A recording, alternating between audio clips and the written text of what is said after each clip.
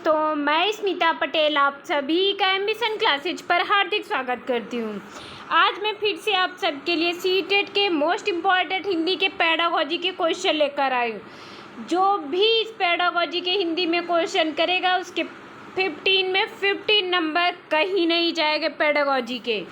मैं डेली शाम को एक 5 बजे वीडियो अपलोड करती हूँ प्रैक्टिस सेशन की। एम्बिशन क्लासेस से वो प्रैक्टिस सेशन आप लोग रोज़ाना शाम को हिंदी की प्रैक्टिस कर सकते हैं। चलिए हम स्टार्ट करते हैं। हमारा पहला क्वेश्चन है। इसके पहले जो आज की न्यू अपडेट है वो मैं बताना चाहती हूँ। कहीं शिक्षक नहीं तो कहीं वर्क बुक, यानी कहीं पर शिक्षकों की कमी है तो कहीं पर वर्क बुक ही नहीं है। कैसे हो पढ़ाई, यानी प्राथमिक विद्यालय सिंहपुर का भ्रमण किया गया, ये देखिएगा यहाँ पर। आगे देखिए, 147 पदों के सापेक्ष 122 को संस्था आवंटित।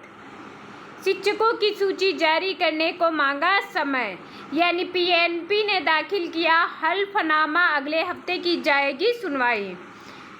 चलिए हम स्टार्ट करते हैं। हमारा पहला क्वेश्चन है आज का। सतत और व्यापक मूल्यांकन में मूल्यांकन व्यवस्था को, यानी सतत और व्यापक मूल्यांकन की शुरुआत में मूल्यांकन व्यवस्था को बच्चे की संपूर्ण व्यक्तित्व को ज़्यादा प्रदर्शित करने वाला बनाया है, बहुत अधिक विवरण को शामिल करते हुए जटिल बनाया है, स्पष्ट बनाया है क्योंकि विद्यार्थी के निश्चित रैंक को जाना नहीं जा सकता है। केवल शैक्षणिक, केवल आ गया तो ये निगेटिव पॉइंट हो गया। जटिल बनाया है, ये भी निगेटिव हो गया। नहीं है तो ये भी निगेटिव। यानी कौन सा बच्चा? बच्चे की संपूर्ण व्यक्तित्व को ज़्यादा प्रदर्शित करने वाला बनाया है। ए ऑप्शन हमारा सही हो गया। और परीक्षाओं को होना चाहिए एवं अधिगम को मापने के लिए वैध तरीकों पर आधारित होना चाहिए। यानी कौन सी परीक्षाओं को होना चाहिए? आकलन विश्वसनीय, अधिगम मनोरंजक, आकलन संयुक्त संतुलित, मूल्यांकन परिष्कृत। इसमें हमें आकलन और परीक्षाओं को विश्वसनीय, विश्वसनीय मतलब होता है कि जैसे शिक्षक जो भी पढ़ा रहा है उसमें विश्वास हो, विश्वसनीय होनी चाहिए। बुकें पुस्तकें कैसी होनी चाहिए? विश्वसनीय। यानी ए ऑप्शन हमारा यहाँ पर राइट हो गया। और परीक्षा के बाद में आकलन भी होना चाहिए, तभी तो पता चलेगा कि शिक्षार्थी या जो भी पढ़ रहा है, जो भी पेपर दे रहा है, उसका स्तर कितना है। ए ऑप्शन हमारा यहाँ पर राइट हो गया। प्रगति पत्र या रिपोर्ट कार्ड जिसे बोलते हैं, तैयार करने से शिक्षक को अपनी प्रत्येक विद्यार्थी के बारे में यह सोचने का मौका मिलता है कि कौन सी गलतियां की है एवं उनके अभिभावकों को इस संबंध के बारे में कैसे शिकायत की है। यह हमारा निगेटिव पॉइंट है क्योंकि वहां पर अभिभावक से शिकायत नहीं की जाती है। उसने अपने साथियों से कितना कम सीखा है और क्यों सीखा है, ये भी आकलन ऐसे नहीं किया जाता है। उसने सत्र के दौरान क्या सीखा और किस क्षेत्र में ज़्यादा मेहनत करने की ज़रूरत है। उसने सत्र के दौरान जो सीखा वह छात्रों से कितना कम है। आकलन जब करेगा शिक्षक तो कम की करेगा, यानी कि शिक्षक को अपनी प्रत्येक विद्यार्थी के बारे में यह सोचने का मौका मिलता है कि उसने सत्र के दौरान क्या सीखा और किस क्षेत्र में ज़्यादा मेहनत की ज़रूरत है उसे। यानी सत्र के दौरान जब लास्ट में होता है उसके बाद में हमें ये फीडबैक देना होता है कि कौन सा सब्जेक्ट इसका ज़्यादा अच्छा है, किसमें भी कमज़ोर है, ज़्यादा पकड़ नहीं है, उसे हमें मजबूत करना है। यानी सी ऑप्शन हमारा यहाँ पर राइट हो गया।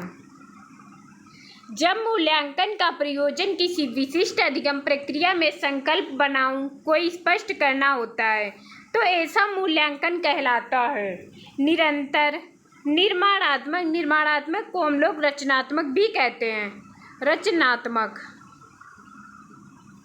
यानी किसी प्रयोजन, मूल्यांकन का प्रयोजन किसी विशिष्ट अधिगम प्रक्रिया में संकल्प बनाऊं को स्पष्ट करना है तो निर्माण यानी उसकी रचना करनी है। में बी ऑप्शन इसमें राइट हो गया। पढ़ने की कुशलता का विकास करने के लिए जरूरी है बच्चों को शब्दार्थ जानने के लिए बाध्य किया जाए, बाध्य नहीं किया जाएगा। बच्चों को विविध प्रकार की विषय सामग्री उपलब्ध कराई जाए। बच्चों को द्रुत गति से पढ़ने के लिए बाध्य भी किया जाए। बच्चों को बोल बोल कर पढ़ने के लिए निर्देश दिया जाए। यानी हमारा डी ऑप्शन सही हो गया यहाँ पर कि पढ़ने की कुशलता का विकास करने के लिए सबसे ज़्यादा ज़रूरी है कि हम बच्चों को बोल बोलकर पढ़ने के लिए निर्देश दिया जाए। डी ऑप्शन हमारा यहाँ पर सही हो गया। भाषा कौशलों के बारे में कौन सा कथन सही है? भाषा के कौशल केवल क्रमबद्ध, भाषा के कौशल परस्पर अंतर संबंधी हैं। भाषा के कौशल केवल, पहले हम जब ऑप्शन पढ़ेंगे तो जो निगेटिव पॉइंट होते हैं उसे हम काटते हुए चलेंगे। भाषा की मूल रूप से कौशलों में से केवल सुनना, कौन सा ऑप्शन बच गया? ऑप्शन नंबर बी हमारा यही सही हो गया। नेक्स्ट है, बच्चों की पठन कुशलता का विकास करने में सर्वाधिक महत्वपूर्ण है भाषिक संरचनाओं का अभ्यास, अर्थ की अपेक्षा उच्चारणगत शुद्धता पर विशेष ध्यान देना, विभिन्न संदर्भों से जुड़ी सामग्री, पाठ्य पुस्तक में दिए गए अभ्यास। तो इसमें से बच्चे की पठन कुशलता का विकास करने में सर्वाधिक महत्वपूर्ण है मैं अर्थ की अपेक्षा उच्चारण की शुद्धता पर विशेष ध्यान देना चाहिए कि बच्चा अर्थ के साथ साथ उच्चारण शुद्ध पढ़ रहा है या नहीं। पता चला अर्थ बच्चा बाद में जानेगा, वो उच्चारण ही नहीं सही पढ़ रहा है। लेखन कुशलता का विकास करने में सबसे कम महत्वपूर्ण है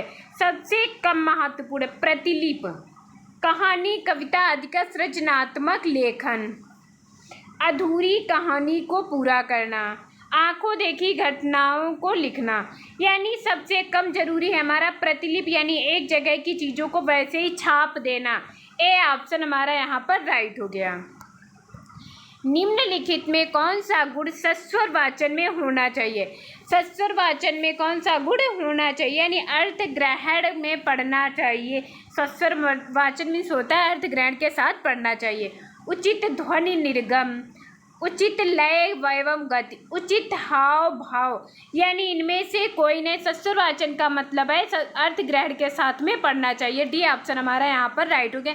ये चारों के तीनों हमारे नहीं हैं।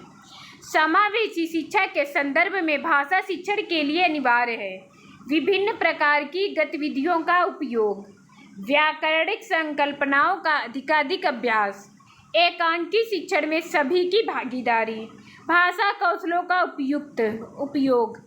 यानी इसमें पूछा गया समावेशी शिक्षा के संदर्भ में विभिन्न प्रकार की गतिविधियों का उपयोग करना चाहिए। ए ऑप्शन हमारा यहाँ पर राइट हो गया।